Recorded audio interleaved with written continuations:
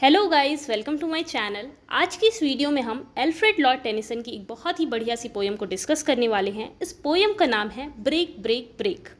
Poem को तो discuss करेंगे ही और लास्ट में हम 10 इंपॉर्टेंट क्वेश्चंस को भी करेंगे। दोस्तों, ये पोयम एक एलिजी है। एलिजी यानी कि एक ऐसी पोयम जिसमें पोएट अपने किसी करीबी की मौत का शोक मना रहे हों। तो दोस्तों, यहाँ पर टेनिसन के एक बहुत ही क्लोज फ्रेंड आर्थर हेनरी हेलम की डेथ हो गई थी। अपने इसी दोस्त की मौत के गम में इन्होंने ये पोयम लिखी है। काफ़ी छोटी सी पोयम है। टेनिसन ने इस पोयम को 1835 में लिखा था और 1842 में इसे पब्लिश करवाया। Alfred Lord Tennyson Victorian age के एक बहुत ही फेमस पोइट थे। ये 1850 में इंग्लैंड के पोइट लॉरिएट भी बने।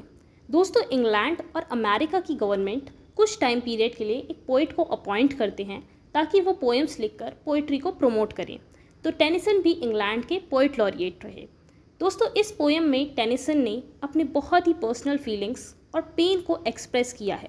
तो चलिए पोएम को स्टार्ट करते हैं। पोएम की शुरुआत में पोइट समुद्र के किनारे पर बैठे हैं। वहाँ पर समुद्र की ऊंची ऊंची लहरें उठ रही हैं। पोइट उन ऊंची ऊंची लहरों से कहते हैं, ब्रेक ब्रेक ब्रेक, तोड़ो तोड़ो तोड़ो, इन कोल्ड ग्रे स्टोन्स को तोड़ो। दोस्तों, वहाँ पर समुद्र के किनारे पर कुछ ग्रे ग्रे पत्थर हैं। तो पोइट कह रहे हैं उन लहरों से कि तोड़ो तोड़ो तोड़ो, इन ग्रे ग्रे पत्थरों को तोड़ो, इनके ऊपर गिरो ओ समुद्र की लहरों। फिर आगे वो कहते हैं कि काश मेरी ये ज़ुबान बोल पाती उन थॉट्स को जो मेरे अंदर उठ रही हैं, मेरे अंदर आ रही हैं। काश मेरी ये ज़ुबान उन थॉट्स को एक्सप्रेस कर पाती जो मेरे दिल में हैं। यानी कि पोइट की कंडीशन इतनी ज़्यादा बुरी है, वो इतने ज़्यादा डिस्टर्ब्ड हैं कि उनके मुंह से कुछ भी नहीं निकल रहा है। वो अपने थॉट्स को भी अपने ज़ुबान से एक्सप्रेस नहीं कर पा रहे हैं। पूरे स्टैंजा को चलिए एक साथ समझ लेते हैं। पोइट समुद्र के किनारे पर बैठे हैं। वो उठती हुई लहरों से कहते हैं कि तोड़ो तोड़ो तोड़ो, इन ग्रे पत्थरों को तोड़ो, इन ग्रे पत्थरों पर गिरो ओ समुद्र की लहरों। काश मेरी ये ज़ुबान उन थॉट्स को बोल पाती जो मेरे अंदर आ रहे हैं। अब दूसरे स्टैंजा में पोइट का ध्यान एक मछुआरे के बेटे पर जाता है। दोस्तों, वहाँ पर समुद्र में एक मछली पकड़ने वाले का बेटा अपनी बहन के साथ चिल्ला चिल्ला करके खेल रहा होता है।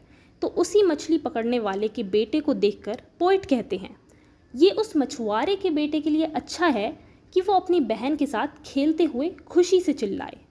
फिर पोइट का ध्यान एक नाविक के ऊपर जाता है। दोस्तों, सेलर यानी कि नाविक और लैड यानी कि बॉय। तो वहाँ पर एक नाविक है जो अपनी नाव चलाते चलाते मज़े से गाना गा रहा है, खुशी से गाना गा रहा है।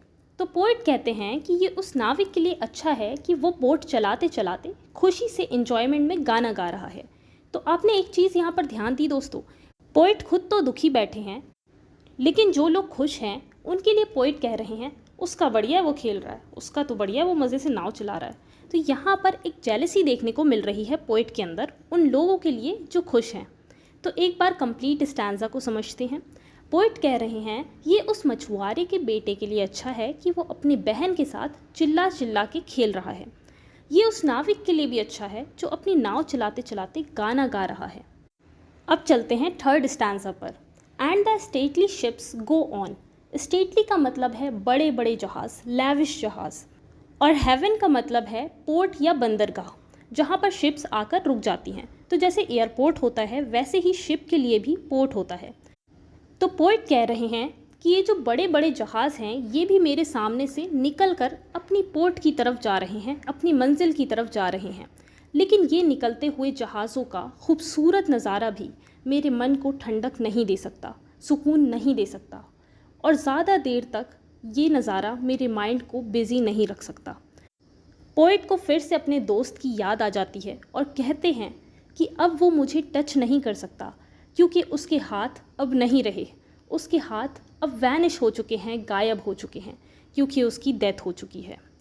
और अब मैं उसकी सॉफ्ट सी वॉइस को भी नहीं सुन सकता क्योंकि वो मुझे हमेशा हमेशा के लिए छोड़कर जा चुका है।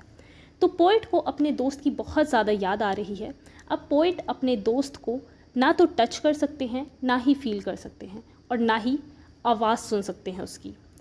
नेक्स्ट एंड लास्ट स्टैंजा पर चलते हैं दोस्तों। क्रैक का मतलब है रॉक, पत्थर या चट्टान। तो पोइट फिर से शुरुआत वाली लाइन बोल रहे हैं कि ओ समुद्र की लहरों, तोड़ो तोड़ो तोड़ो, इन पत्थरों के ऊपर गिरो, तुम फिर से अपने काम में लग जाओ, लेकिन मेरा दोस्त लौटकर फिर से कभी नहीं आएगा। But the tender grace of the day that is dead will never come back to me. लेकिन वो जो खूबसूरत दिन थे जो मैंने अपने दोस्त के साथ बिताए, वो खूबसूरत वक्त मेरे पास फिर से लौटकर कभी नहीं आएगा, क्योंकि मेरा दोस्त हमेशा हमेशा के लिए मुझे छोड़कर जा चुका है। अब देखते हैं कि इस पोएम में कौन कौन से फिगर ऑफ स्पीच का यूज़ किया गया है। दोस्तों, फिगर ऑफ स्पीच यानी कि किसी भी लिटरेचर के वर्क में स्पेशल इफ़ेक्ट डालने के लिए, उसको और ज़्यादा खूबसूरत बनाने के लिए पोएट कुछ टेक्निक्स का यूज़ करते हैं। उन टेक्निक्स को हम फिगर ऑफ स्पीच कहते हैं। फिगर ऑफ स्पीच के बारे में और डिटेल में जानना है तो वीडियो के एंड में आपको एक लिंक मिल जाएगी, आप देख लेना। पोएम की फर्स्ट लाइन में दोस्तों एनाफोरा का यूज़ किया गया है। एनाफोरा एक ऐसी फिगर ऑफ स्पीच है जिसमें हमें वर्ड्स रिपीट होते हुए नज़र आते हैं। तो जिसमें शुरुआत की लाइन में ही वर्ड्स का रिपीटेशन हो, उसे एनाफोरा कहते हैं। जैसे इसमें है ब्रेक ब्रेक ब्रेक, इसी को एनाफोरा कहते हैं। दोस्तों, हमें इस पोएम में 2 बार रेपिटेशन भी देखने को मिला है। एक तो इसी लाइन में ब्रेक ब्रेक ब्रेक ये रिपीट हुआ है, और साथ में ओ वेल भी रिपीट हुआ है। इसके अलावा दोस्तों, इस पोएम में इंजैममेंट का भी यूज़ किया गया है। इंजैममेंट यानी कि जब एक सेंटेंस दूसरी लाइन में जाकर के फिनिश हो तो उसे इंजैममेंट कहते हैं। जैसे कि एक सेंटेंस है, माई नेम इज़ रुबीना। इस लाइन को मैंने पोएम में इस तरह से लिखा, माई नेम, सेकेंड लाइन में लिखा इज़ रुबीना। तो फर्स्ट लाइन का मीनिंग सेकेंड लाइन में जाकर कंप्लीट हुआ, तो इसे ही इंजैममेंट कहते हैं। तो पोएम में देखते हैं कि कहाँ पर इंजैममेंट का यूज़ किया गया है। ब्रेक ब्रेक ब्रेक, इस सिंगल लाइन की तो हमें कोई मीनिंग ही नहीं समझ में आ रही है, ये इनकम्प्लीट सेंटेंस है। ये सेंटेंस नेक्स्ट लाइन में कंप्लीट हुआ, break break break on the cold grey stones O sea, तो इसे ही इंजैममेंट कहते हैं। तो ये सारे फिगर ऑफ स्पीच इस पोएम में यूज़ हुए हैं।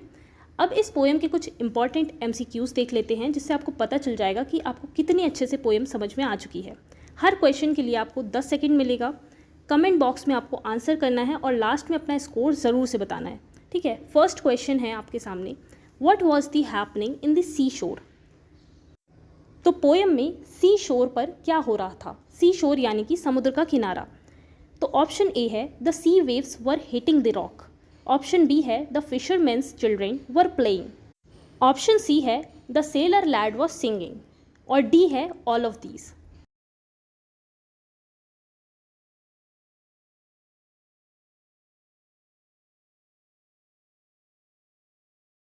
अब आंसर देखते हैं।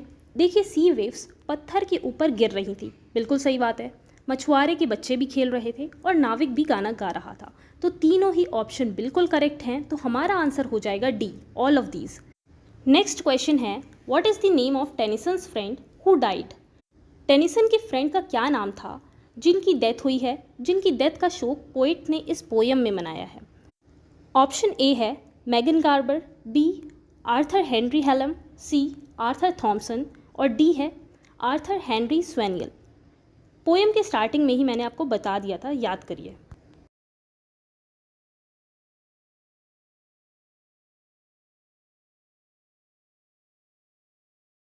तो दोस्तों, इसका करेक्ट आंसर है Arthur Henry Hallam. Next question पर चलते हैं।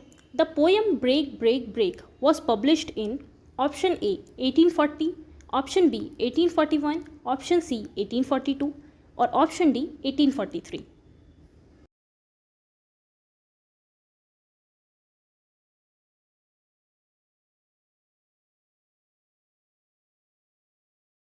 इसका करेक्ट आंसर है 1842। 1842 में ही ये पोएम पब्लिश हुई थी। Question number 4, break break break is a or an. Option A sonnet है, ऑप्शन बी एपिक है, ऑप्शन सी एलेजी है या फिर डी नन ऑफ दीज।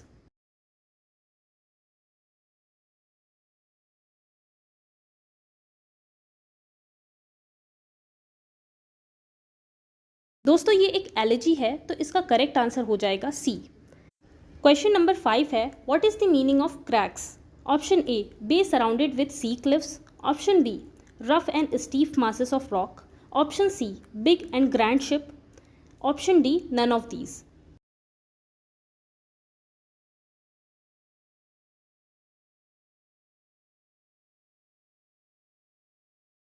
दोस्तों क्रैक का मतलब होता है पत्थर या रॉक, तो हमारा करेक्ट आंसर हो जाएगा बी।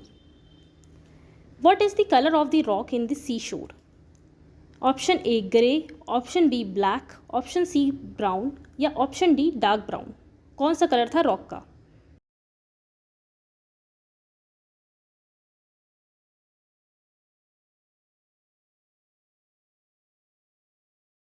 हमारा करेक्ट आंसर हो जाएगा ए, ग्रे था कलर स्टोन का।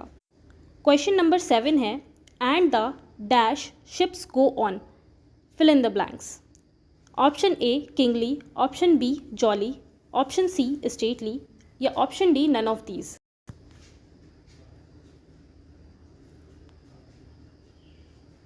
तो दोस्तों हमारा करेक्ट आंसर हो जाएगा सी, स्टेटली शिप्स थी। Question 8, what does the phrase vanish hand refers to? Option A the hand of the poet's lost friend, option B the hand of the poet's dead friend, option C the hand of the poet's dead mother या फिर option D none of these.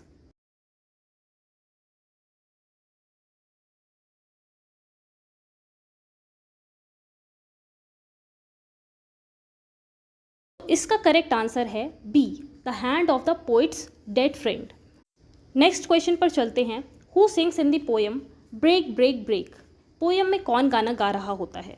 Option A the fisherman's boy, option B the sailor lad, option C the sisters of the fisherman boy और option D none of these.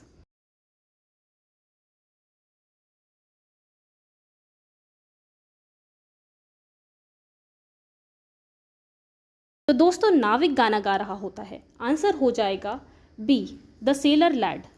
Last question है, what is the setting of the poem? Option A river bank, option B foot of the crags, option C sea shore, option D mountain top. दोस्तों setting यानी कि वो location जो poem में बताई गई हो, तो कौन सी लोकेशन बताई गई थी पोएम में? पोएट कहाँ पर बैठे थे?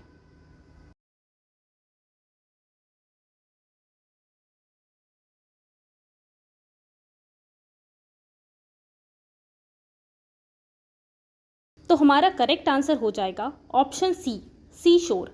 पोइट समुद्र के किनारे पर बैठे थे। तो दोस्तों हमने 10 क्वेश्चंस कर लिए हैं। आपने कितना स्कोर किया है जल्दी से कमेंट सेक्शन में बताइए। अगर आपको कम्प्लीटली सिर्फ इस पोएम के MCQs वाली वीडियो चाहिए है तो मुझे कमेंट करें #MCQ वीडियो। अगर मुझे कम से कम 10 कमेंट रिसीव हुए तो मैं MCQ की अलग से वीडियो बना दूंगी। तो आज का सेशन यहीं ख़त्म होता है। Take care, bye bye and thanks for watching.